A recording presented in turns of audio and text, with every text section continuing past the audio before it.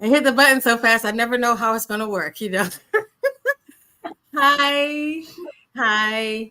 Welcome to Women of the Stars. Today, this is me, the Cosmic Mama, hanging out with Terri Smith out there in Winnipeg. And we're happy to have Elle with us. She's one of the near death survivors and co writers in the compilation book called Death, a compilation of transformative near death experiences, and she's going to tell us about herself and her experience with a coma, coming back from a coma, and how that's changed her life.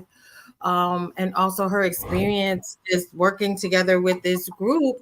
And I'll just let you get started, Al, as a survivor. How did you end up in a coma in the first place? Like, get us Yeah. acquainted. Well, first, thank you guys for having me on. I really am honored and thank you for asking. This is actually my first interview in about 2 months. I took about 2 months off because I needed to kind of, rest and just recalibrate myself and everything. So this is my first time sharing my story again in 2 months, and I'm glad I could do it with you and your audience. Um, so I ended up in a coma because I had an infection where I was starting to become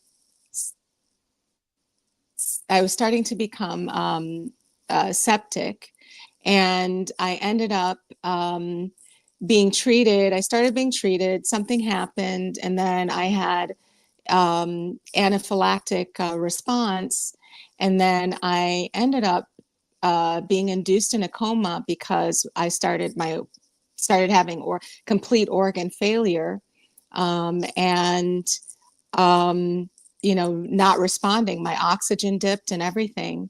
So that's essentially how I ended up in the coma.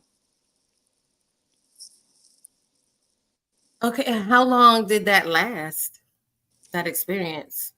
I ended up being in the ICU probably about 2 weeks after I got into the hospital, and the whole situation took 5.5 months because I was in a coma for 2.5 months. And then I had to relearn how to walk. I had to relearn how to write. I remember taking this, pen afterwards, and I was given the pen to write something down because I was beckoning them to write because I had a trach in and I couldn't speak. And so when I was writing it, I started to do that and I couldn't write. It was a shock to me that I could not form, the words to write. So I had to relearn some basic things like that. And the combination of going through that and then also rehabilitation was 5.5 months.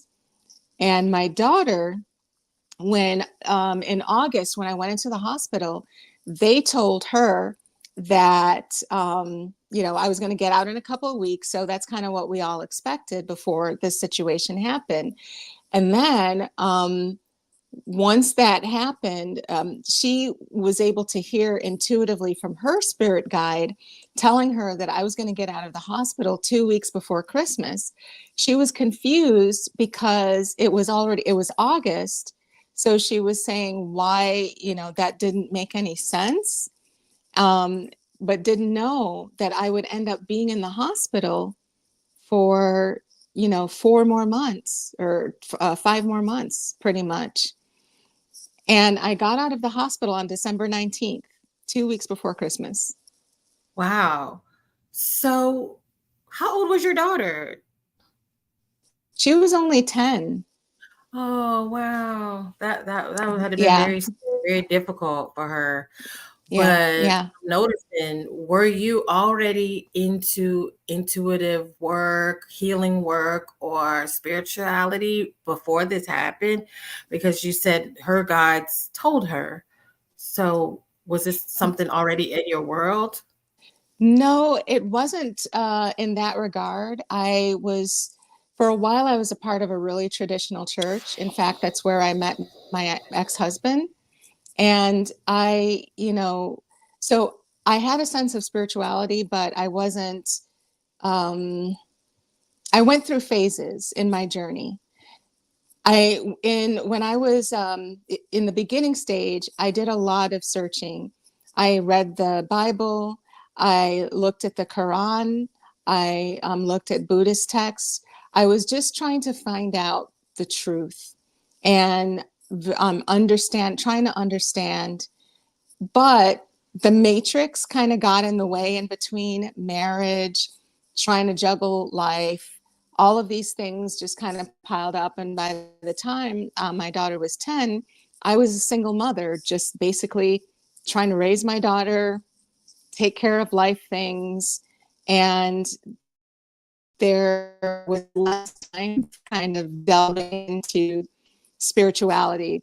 But the reason why she was the way that she is because from the time she was born, I always knew the importance, and I always, felt a deep connection, even though I didn't act out that deep connection on a daily basis because of the matrix. So I would teach her, from the time she was little, I would read Bible stories to her. I would also teach her about different types of spirituality. I would also, when she, talked about hearing from guides, I would, talk to her, like, what does that guide sound like? What is the guide trying to tell you? Things like that, to see exactly who is she hearing now.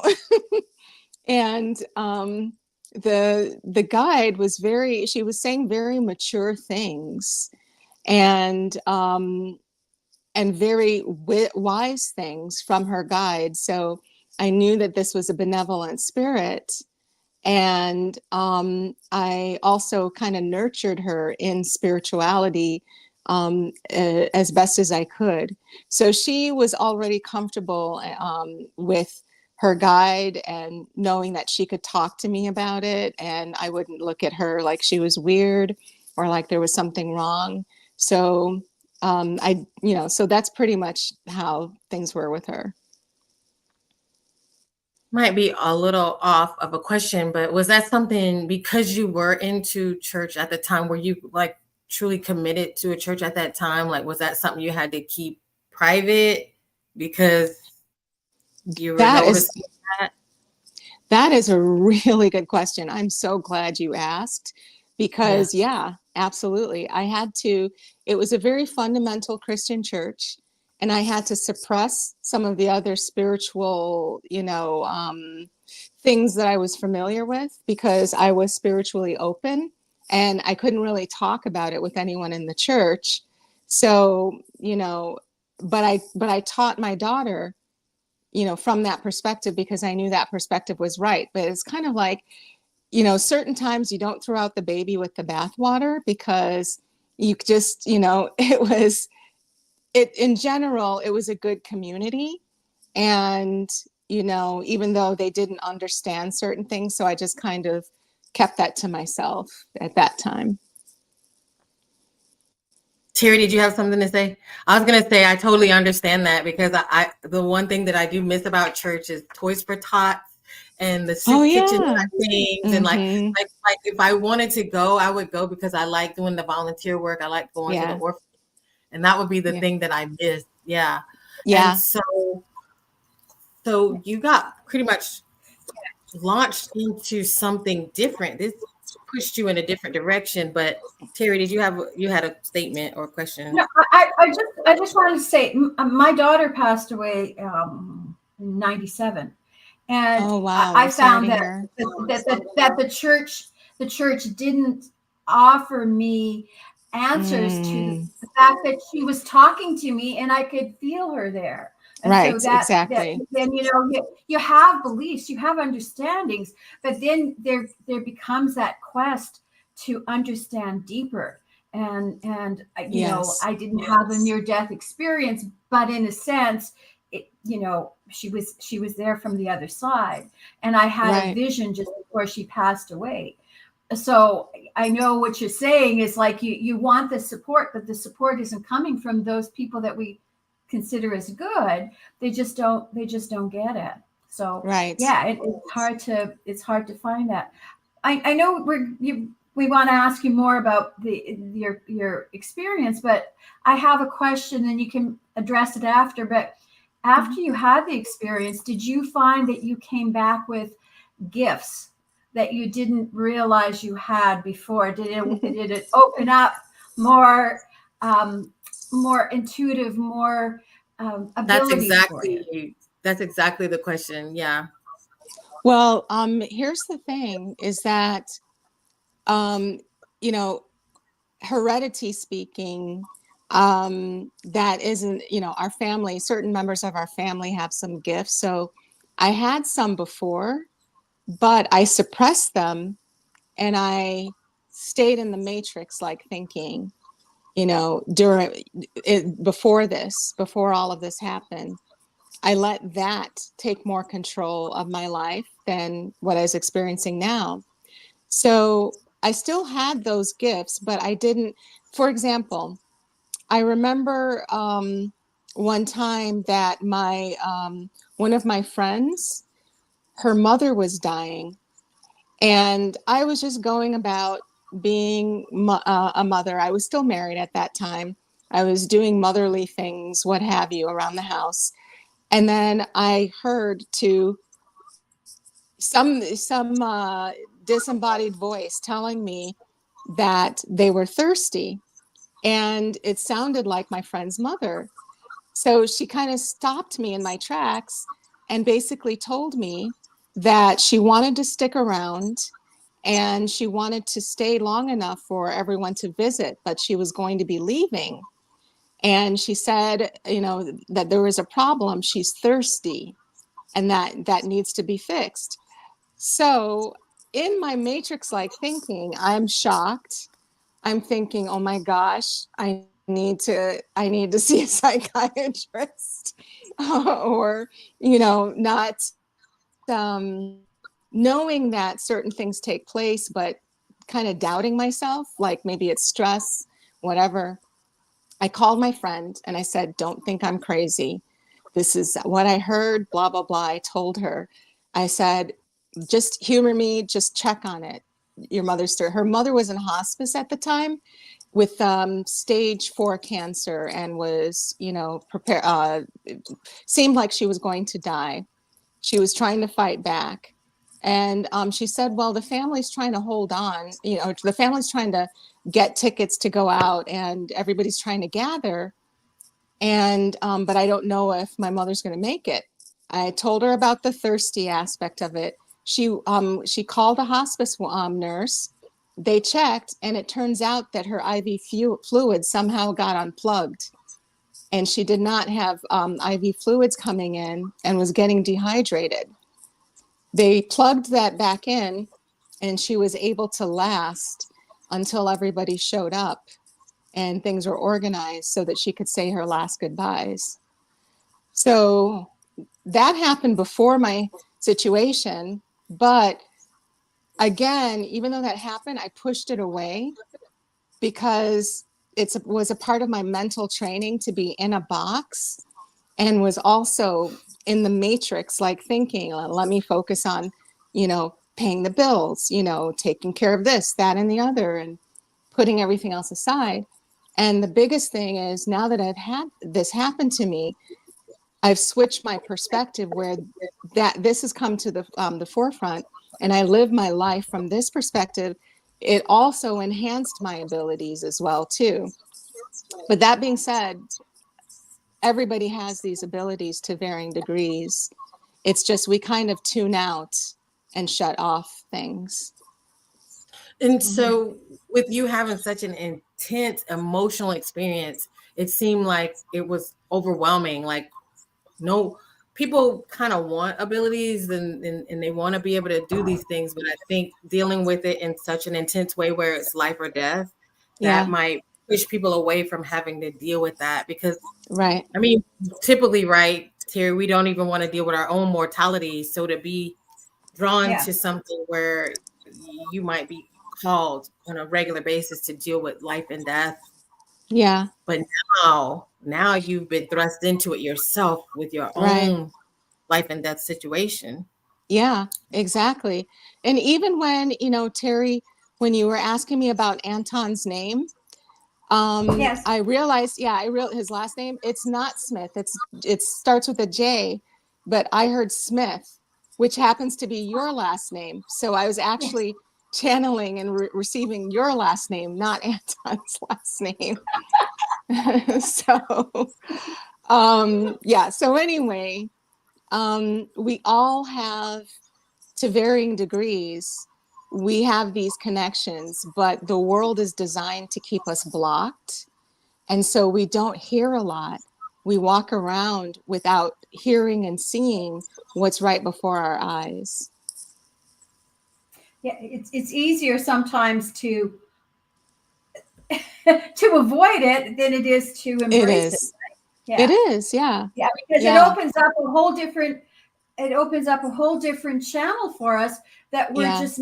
we're not aware of, and people don't want to go there. So I Yeah. think Right. you're once you've had an experience like you have had, you can't go back to an old way, because Yeah. everything that you knew and believed is no longer viable, because you've seen Yeah. the other side. Yeah. And it can be scary too. Yeah. When Yeah. the burden of knowledge can sometimes be scary, and it can be overwhelming. But you know that there's no death now, right? Mm-hmm. Right. Mm-hmm. We continue on, and we just however that is, and Yeah. yeah. And so, with your experience, do you remember anything about when you were passed out, like anyone working on you, any of those things happening around you? Were you aware when you I went first? in and I went in and out of my body during the coma. One of the times that I went out, I was in a procedure room. I heard the doctors talking about my state, and that they didn't think that I was going to make it. And, some technical terms, something having to do with my heart. And I remember responding like, "What are you talking about? Here I am. I'm fine." And, you know, getting insulted that they were saying this. But I think, it also helped me to fight, to stay alive, because I had less than 1% chance of survival. I Wow. was on life support, and then I was taken off of life support, and I started crashing, and then I just all of a sudden started breathing. And they had intended to put me on an oscillator if I had made it, but the expectation was that I was not going to make it.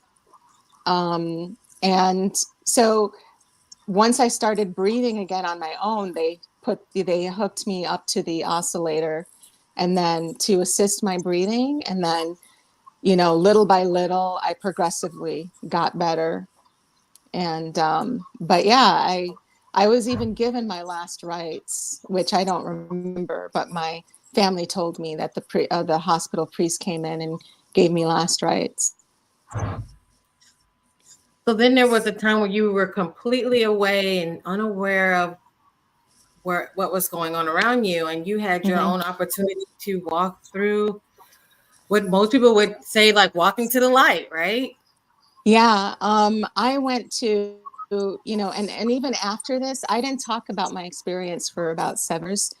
Number one, because I was still processing. Number two, I was having a hard time just kind of rectifying the information that I got. Like, what do I do with this? Three, I had some PTSD.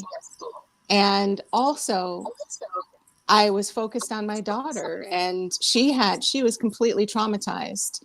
Mhm. And we had to kind of build our relationship again. She was, like afraid to hug me because she was afraid to get close again, or like she was going to break me or something. stuff like that.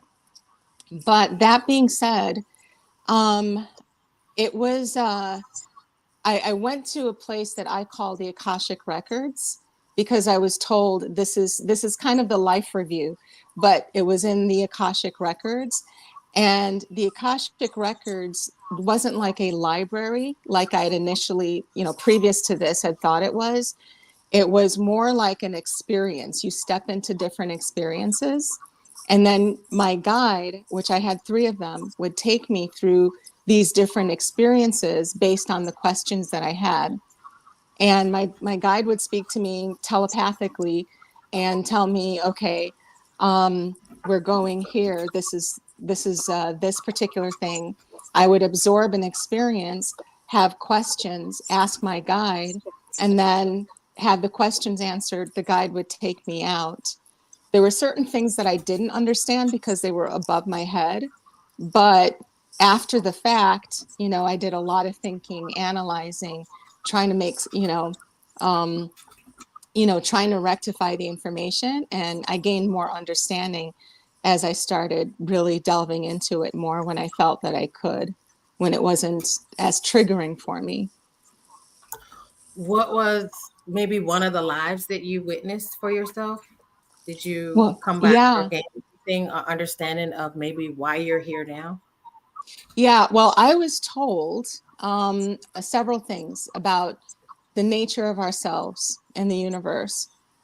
One of the things that I learned is that people need to understand alchemy. Alchemy is the state of transformation. We're alchemical beings, and that we need to, the reason for our existence is to learn to transform. To learn, and through the way that you learn to transform is by applying love and generating the frequency. So love is not just acts. It's not just, it's not just doing things. It's actually a frequency. It's an energetic pulse. And when we learn how to tap into that and practice that on a regular basis, we increase that frequency within ourselves because we are also a frequency. So we increase the strength of that frequency, and then we're able to transform. So what does this mean? Basically, we can transform from, the state that we're in now to the spiritual realm. We can shift dimensions and timelines. So that's another way of transformation. Or if we're just talking about our lives here today in this 3D world, we could transform our lives. Let's say that you're doing one thing in your life. You can completely, as an alchemical being and as a frequency, transform your life just by speaking it. All you have to do is speaking it, because the sound comes before light, and that's a physics fact. That's why in the Bible it says, first there was a sound, and then the sound was let there be light, because in physics, in actuality, sound creates light. So we can do that on a daily basis. And so in applying, and I'm going to reference the Bible because I'm most familiar with that, but I'm not discrediting other spiritual texts.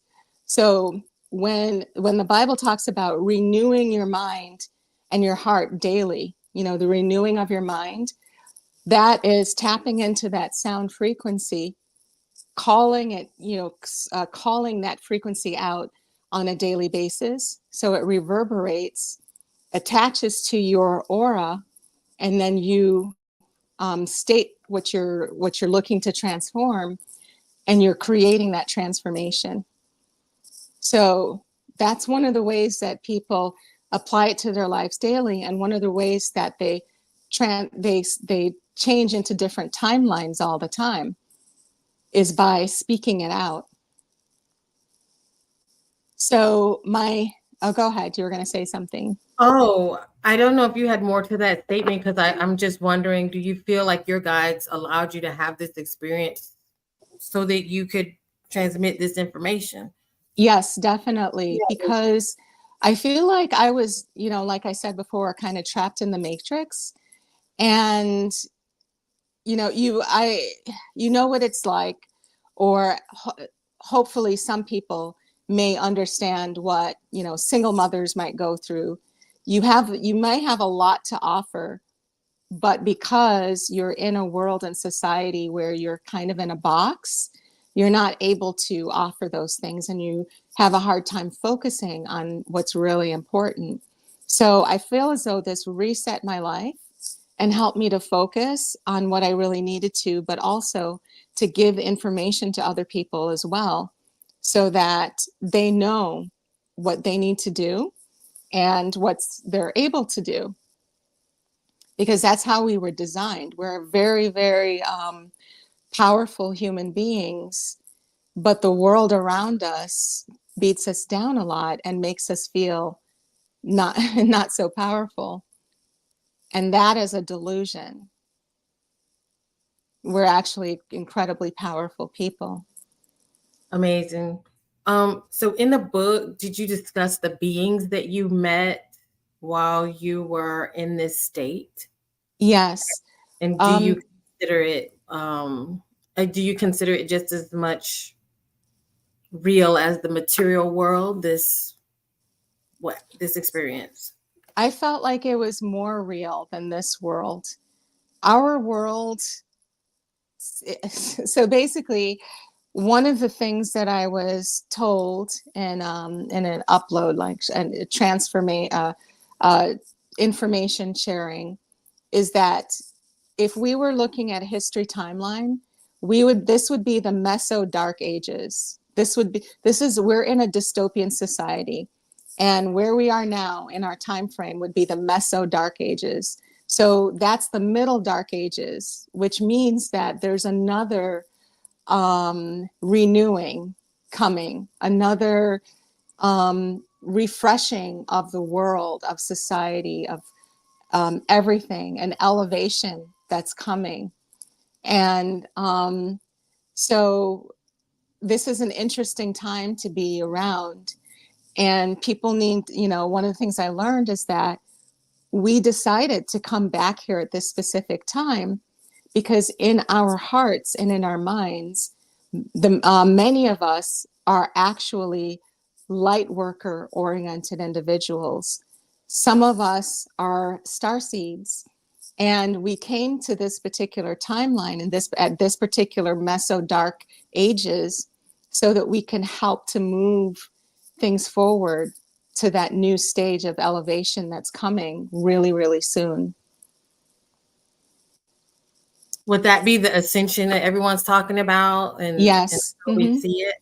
Yeah. Um, some people see it as like planet splitting. I know you had something you want to say, Terri. I don't know if you do, but like the planet splitting, or like some people see it as us being in two separate worlds. Mm-hmm. But some of us see it as I'm here and you're here, but we kind of live and exist, but we just kind of pass by each other in a way, like you're full of joy, I'm full of sadness, and we kind of don't see each other anymore. I don't know what you describe it as. Yeah, one of the things that I was instructed or came to understand is we have a lot of dimensions. When there's a complete shift and separation because of ascension, we'll be shifting into different dimensions. So basically, what you're talking about and not seeing certain people or whatever, it's because some people will be in one dimension and some people will be in another. And that will be based on your choices. Also, I got something that has to do with ETs as well in regards to that shift. And ETs are going to play a very big role in that shift. Right now, we are being prepared for that ET contact, and we're being prepared um, to shift our thinking, kind of like how the news or the different things that have been happening in the world, we've been microdosed about contact, ET contact. So now people are, more familiar. Now there's more disclosure. Now there's like that will be incremental until there's full disclosure. And that's a part of a plan that's So actually, oh, go ahead. You were going to no, say I was something, just Terri? going to ask you. Mm-hmm. Yeah, I just wanted to ask you, did you believe or had you thought much about ETs prior to this experience? So, or was that the idea of extraterrestrial something that was new to you, surprising? It was more like, okay, I kind of believe in ETs, but also would like some confirmation. I'm kind of an analytical person, so I wanted confirmation of that. In my NDE, my guide took me to another planet and showed me another intelligent species and said there are other intelligent species on other planets, and some of them have been involved with the Earth for many years and have helped our society and culture to to transform and to evolve. And there, some of them actually worked with our DNA to change some aspects of us. I was told that the evolutionary model is not as black and white as we were taught in school. That we didn't go from like apes to eating meat and then our brains becoming bigger and then transforming into humans.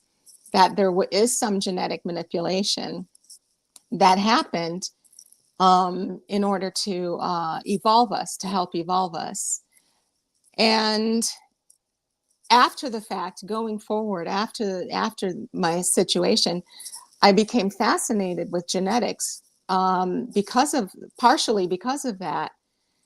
And what a lot of geneticists won't say is that there are many things that are anomalous with DNA that show or give evidence that there's some type of intelligent activity that helped to create our DNA, or at least help to transcribe it.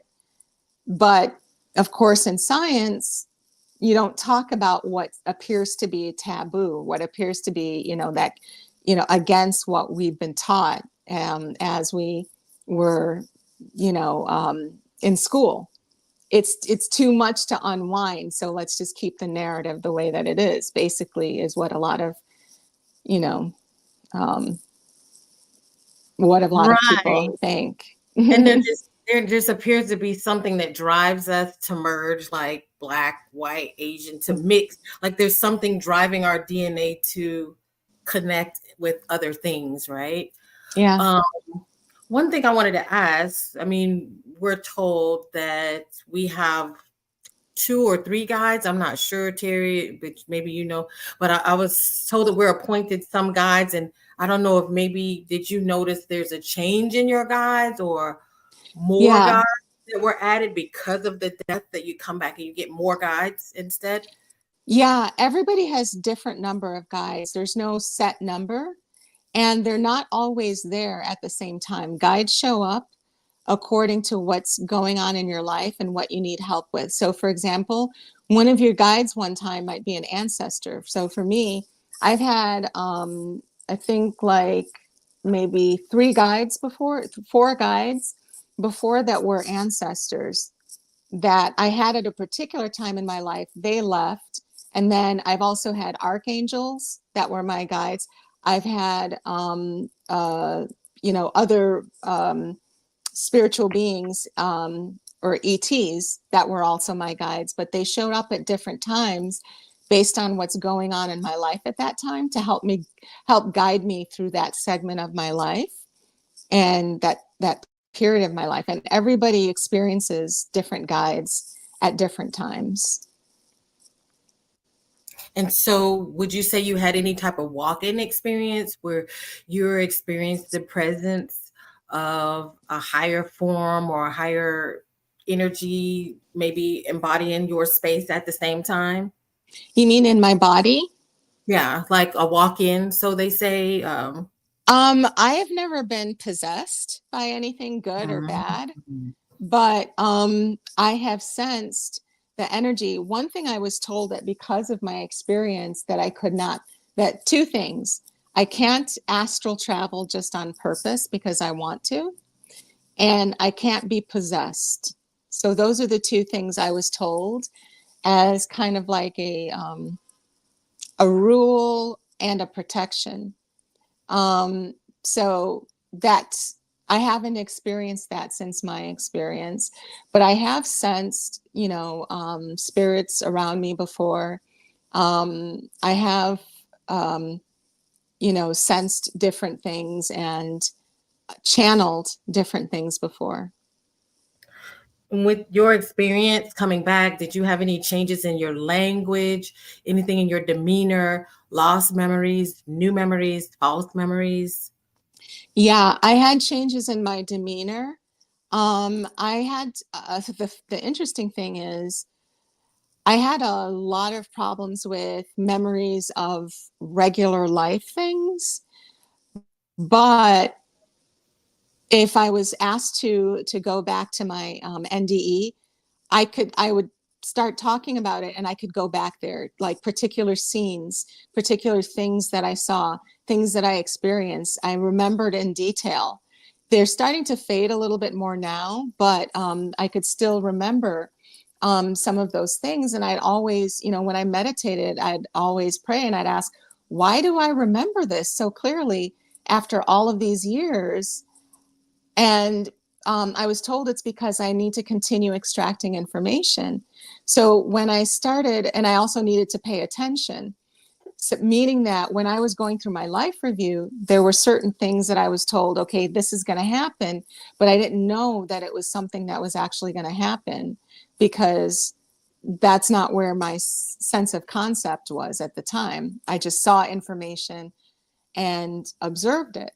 So, it's kind of continuously unraveling, and there's more that I can keep going back to and saying, okay, this means that, and pulling out more information. But one of the biggest things is that right now is a time that's very significant, because in 2025 we're going to have a lot of spiritual activity, a lot of ET activity that is actually going to take us in a new direction. And you know people are going to start to understand things more about energy and space, because even people who are trying right now are experiencing blockages because their world around them is designed to block them. They're going to start to unravel the blockage and understand how to unravel the blockage. And I talk to people, sometimes people book conversations with me, or, I don't intend to channel, but I end up channeling a spirit for them, or end up, channeling other information. One of the things that people struggle with is those blockages. And I'm, and 9 times out of 10, most people don't meditate every day. And even though it's something like simple to say, I keep telling, I keep sharing that and telling people that. But it's one of those under the radar pieces of information that's very simple, that people overlook the importance and the intensity of what it can change in life. Like, you actually have to meditate every single day in order to start being able to tap into things, or else you're going to be blocked. You're going to continue to be blocked. So sometimes people think, oh, meditation is this heavy duty sit, total silence. I don't know. People have different ways to meditate. Is there Mm-hmm. any form that you recommend, or how do we get the best clarity out of that? Well, what I will say is that for in our society, we're in a very ADD oriented society. So I'll give advice from that perspective, because that's the majority of times when people are blocked, because there's just overstimulation in the world. So for those people, I would say to say, I am what matters. I am what matters. I am what matters. And while they're sitting there and saying that over and over again, to think about God, to think about spirit, to think about being grateful, to think about love, all of those things. And the reason I say that is because when you're in an ADD state, when you're blocked, you can start meditating with the intentions of sitting there for at least half hour to an hour and end up drifting off to sleep or end up thinking about your grocery list or something like that. The reason why chanting is also a form of meditation and focus is, again, going back to words are frequencies that create light energy, that create um, energy around us to shift and help us to transform as alchemical beings. By chanting something, you are creating that energy just on autopilot. Even if your mind is not thinking about it, your soul and your heart is, and absorbing it. Doing that a lot and starting to do that every day will start to take away the blockage.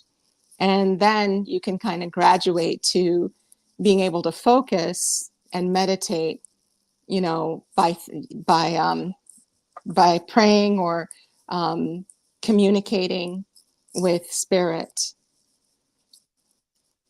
Wow, that was powerful. I guess it makes me understand why people do the beads and the nam yum Yeah. ho ring ring kyo. Mm-hmm. Wow, that's powerful. Yeah. We don't It have creates frequency. right. I know we don't have much Mm-hmm. time. I know that also I want to get to the fact that you work with these people, but then also too, you experience some post-traumatic stress when it comes Mm-hmm. time of year during your experience as well. Mm-hmm. Um, do you Mm-hmm. actually understand that process, why that's happening, or what do you do to cope with it? Well, I used to have PTSD. I don't have it anymore. Around my experience, that in the past few years, the day will actually pass, and I won't realize it. You know, that the day has passed until I look at the calendar and think, oh, I was pretty much dead this day. And, you know, okay, now moving along to the next thing. So, but for the first few years around that time, I had PTSD.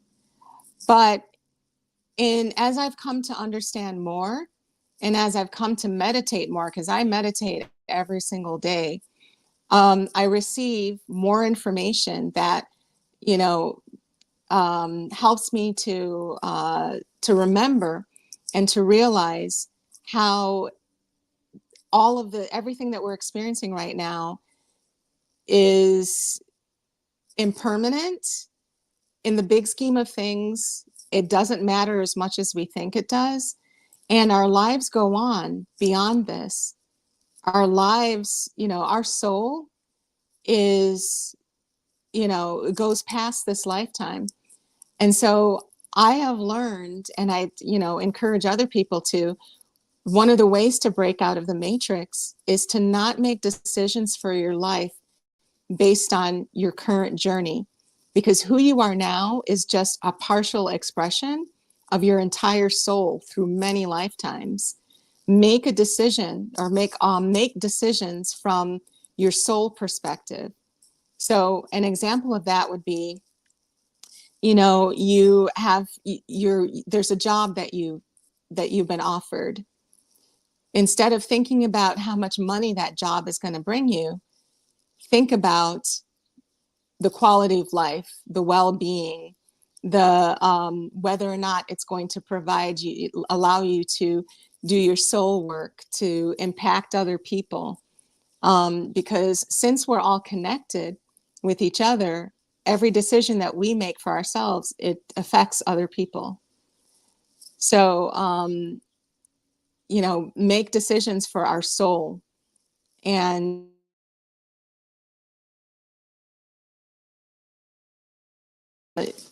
come back here all the time. because there are times where we don't have to come back any longer. And how did you connect? That was one of Terry's questions and my question too. But how did you end up connecting with the Near Death Institute and the fellow writers of the book? That Well, sounds like a long story, but that sounds like what? a long story probably, but Well, it's not too long. okay. What happened is that after seeing me on a podcast, Amira May reached out to me to ask me to be a part of a book project, the book that we're talking about, Death, a compilation. And I was thinking, this is great. And I always pray or I always meditate before I talk to anybody. And I was getting that I needed to talk to her and to go ahead and, and have the session with her. So when I was talking to her, I was telling her that I was feeling like, people who have had NDEs were always asked to be on podcasts, do different things, but then that's where it stops. There's no continuation. There's no, sense of support for the NDE community and things like that.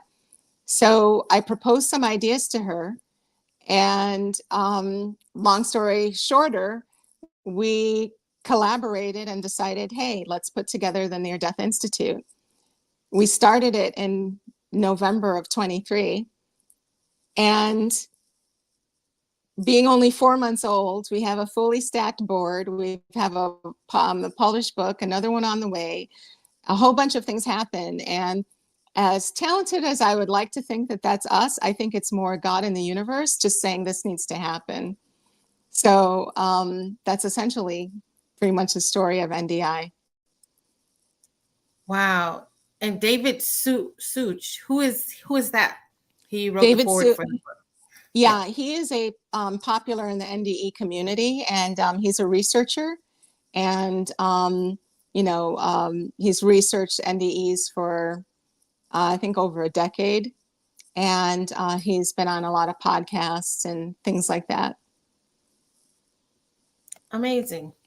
I gotta get back out of that screen, but wow, that's amazing. So this is the story. This is one of many, many stories. How many people are a part of the collaboration? I didn't read.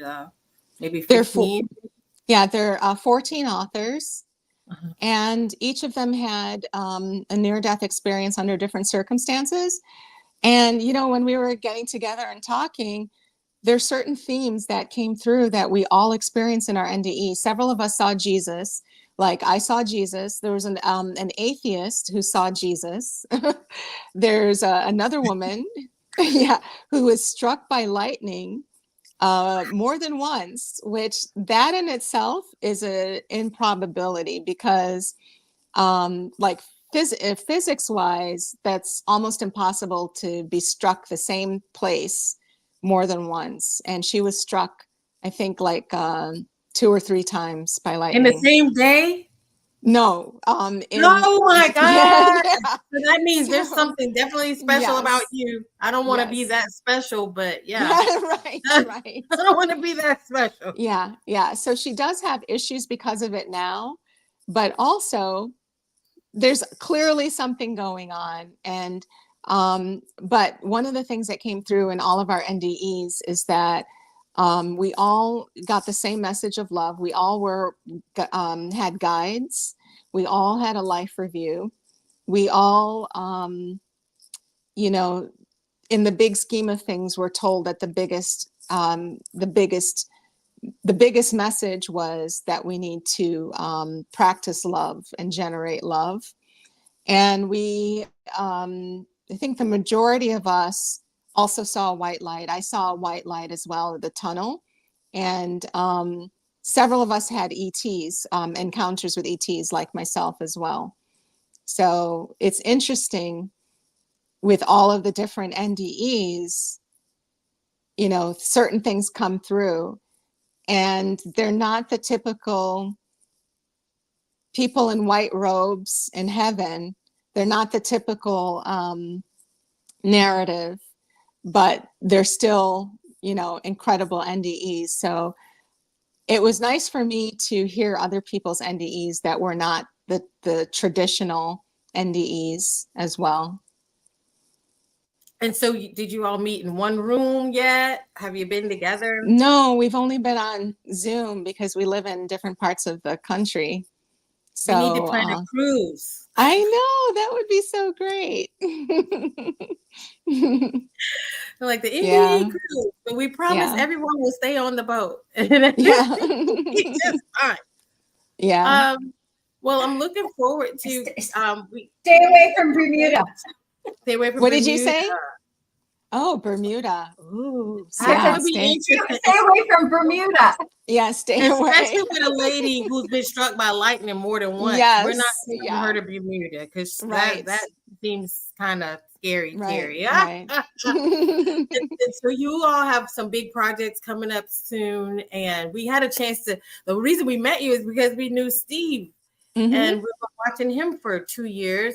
But you all have got some big projects coming up soon, right? Yeah, Big yeah. plans for the institute. Yes. Yeah, we want to provide more support for people who are, this extends beyond people who've had NDEs. It's also for people who are just going on a spiritual journey where they have questions, they need a tribe that understands them, they're having just life transformational experiences as well. So we have some supportive services that, we've already launched and some we're launching to help deal with people, to help people deal with things health-wise, like physical health, socioeconomic, and spiritual, mental health, things like that. And Terry, I didn't know if you had any more questions because we're going to wrap up. No, I know we're short. We don't have a lot of time, but Al, your story is an amazing one, and like all people who've had NDEs, it's so enlightening if people are open to that understanding. You certainly have a very beautiful way of expressing yourself, and thank you for the mind expansion, the awareness expansion. It's there's a lot of people who need to hear your message. Thank you, Terry. I appreciate it. That especially means a lot from you guys. That when you take a break from something and you come back and you feel kind of rusty. So I appreciate that. Well, I can just say from your story, you definitely went through this for a reason. You have a powerful message for NDE survivors and the collective, and it comes through. It's very motherly and very soothing, very warm. It's very welcoming that we don't need to be afraid of what's coming forward, and we just need to Yeah. embrace it and move through Yeah. gracefully. Yes. And that definitely comes across in your message. So I'm looking forward to watching what the NDE community does and what the institute is doing, and us, being able to help and support. I'm really looking forward to people buying the book and raving about it, because I think people would love these stories, and it's great that you have a collective to put it together. And I appreciate you coming out. And so you all see the name of the book is called Death, a compilation of transformative near-death experiences. Elle is one of 14 authors, and they've gone through a lot of trouble to organize this and put it together in a way that is professional but powerful, because I'm sure each one of you all have your own message for the collective, and that's what makes this book so powerful. Yes. Yeah. It's definitely powerful. David Suich, who's pretty tough guy and, pretty, professional guy. He, even though he did the forward, he read everything and he was crying. And Wow. yeah, and he said it's one of the most powerful near-death experience books he's ever read. And I do believe you can get something like that on Kindle. And if you're not a hardcore reader, you can get Alexa to read the Kindle for you. I know people don't know that. Oh, good. Yeah. Oh yeah, I cheat, girl. I cheat. I can't get it on Kindle. And so I Yes, don't know get if it you on had any Amazon.